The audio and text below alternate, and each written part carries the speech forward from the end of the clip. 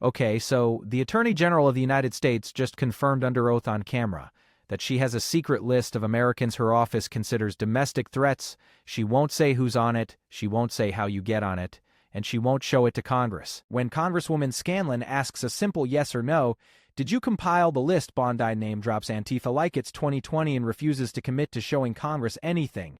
Her exact words, "I'm not going to commit to anything to you."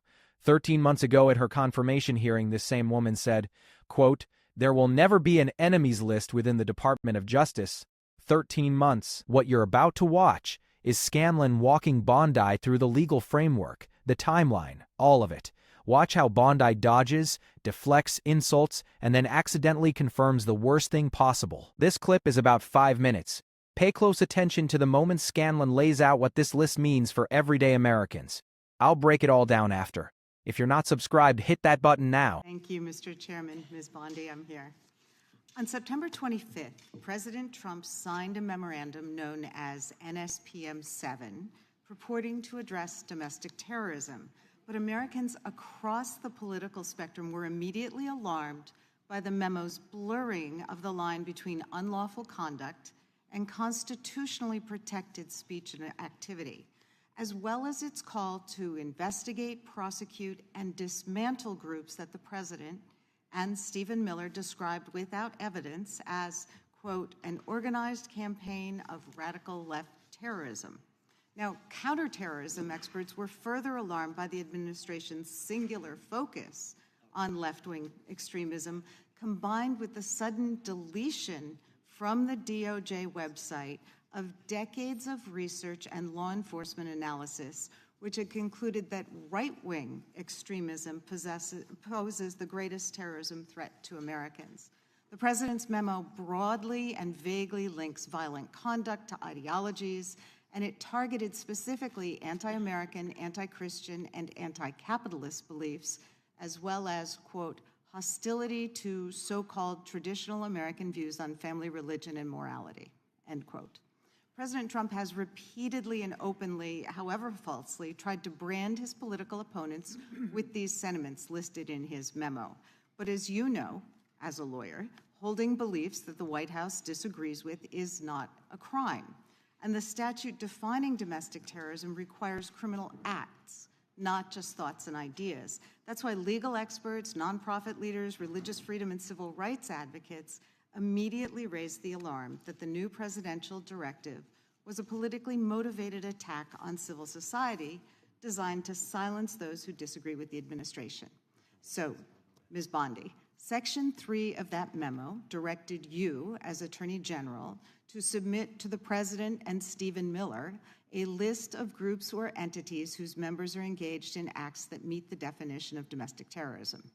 And then on December 4th, you directed the FBI to work with a variety of law enforcement entities to compile a list of groups and entities engaged in such acts by January 3rd, 2026, and to update that report every 30 days thereafter. So can we assume that you or persons under your direction at the Department of Justice have prepared that list of groups or entities who are designated as domestic terrorist organizations? And I just remind you that's a yes or no question. Did you prepare the list? I'm not going to answer it yes or no, but what I will say is I know Antifa is part of that. I will talk to you about that. I'm reclaiming my time. I asked you whether you an prepared Antifa member a list. was arrested in Minneapolis I'm federal reclaiming court for my cyber time. stalking. Did you they have ask a question list? and don't want an answer. The answer is yes or no. Time belongs to the gentlelady from Pennsylvania. Gentlelady can proceed.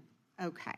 So will you commit to providing this committee with any list of organizations that you have recommended be designated as domestic terrorist organizations?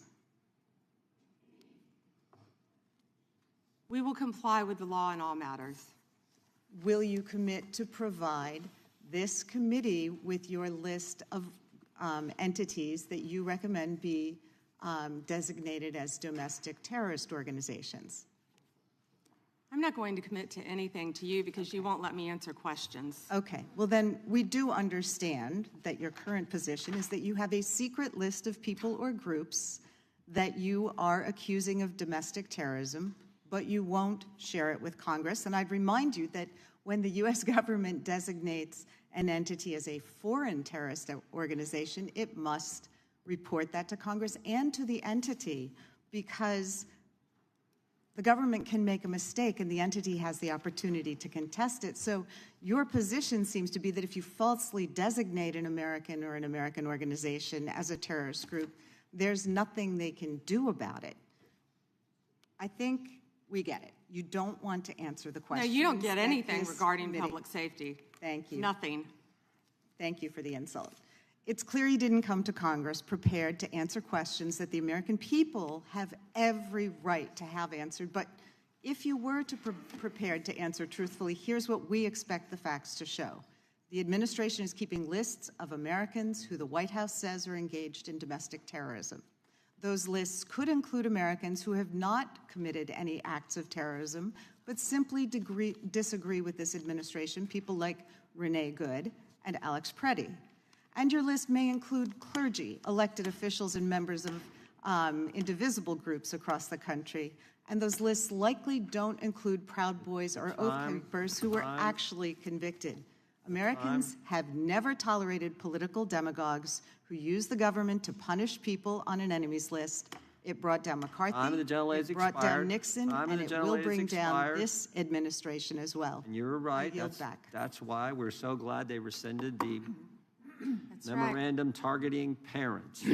All right, so let's talk about what you just watched. What Bondi did on camera under oath is confirm the U.S. government is maintaining a secret list of domestic organizations it considers threats, and she refused to share it with the committee whose literal job is to oversee her. Here's the legal problem.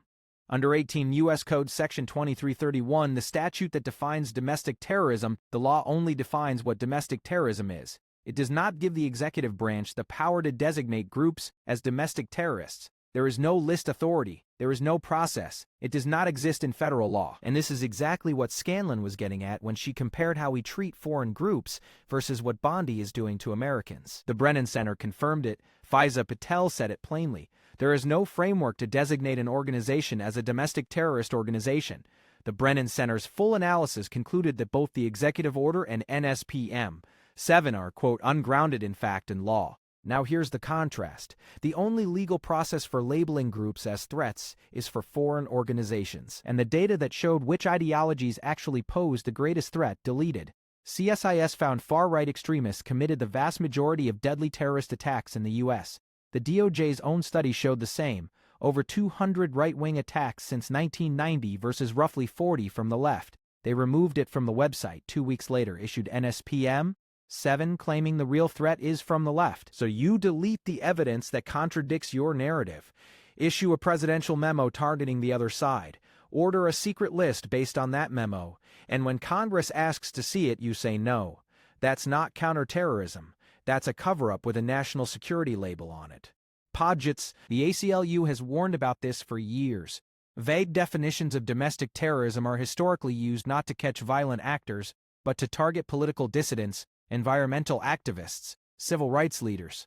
That's the pattern every time these tools get created. And Scanlon made a point worth repeating. The Proud Boys and Oath Keepers were convicted of seditious conspiracy. Their leaders got 18 and 22 years. This administration pardoned every one of them on day one, then built a secret threat list that somehow doesn't include any of them. Under 8 U.S. Code Section 1189, when the government designates a foreign terrorist organization, it has to notify Congress, publish it publicly, and give the group the right to challenge it in court. That's for Al-Qaeda. Foreign terrorist organizations get more due process than American citizens get under NSPM 7. Think about that. And when Scanlon pointed this out, when she said your position is that if you falsely designate an American organization as a terrorist group, there's nothing they can do, Bondi's response was, you don't get anything regarding public safety. The AG telling a congresswoman that oversight of a secret list is none of her business. The Charity and Security Network flagged that NSPM 7 directs the IRS and Treasury to trace funding of organizations considered even loosely connected to domestic threats. Banks and platforms will treat this list as real. They'll freeze accounts, deplatform groups, cut off services. You don't have to prosecute anyone, you just have to make people afraid to donate, afraid to organize. The chilling effect is the point. So if you've ever donated to a nonprofit that advocates for immigration reform, climate action, or criminal justice reform, congratulations.